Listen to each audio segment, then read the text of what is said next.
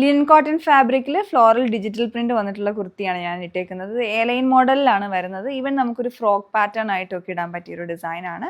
അതുപോലെ പ്രൈസ് ആണല്ലോ വന്നിരിക്കുന്നത് 949 റേഞ്ചിൽ വിത്ത് ലൈനിങ് ആയിട്ടാണ് ഈ കുർത്തി വരുന്നത്. നല്ല ഭംഗിയുള്ള ഫ്ലോറൽ ഡിസൈനുമാണ്.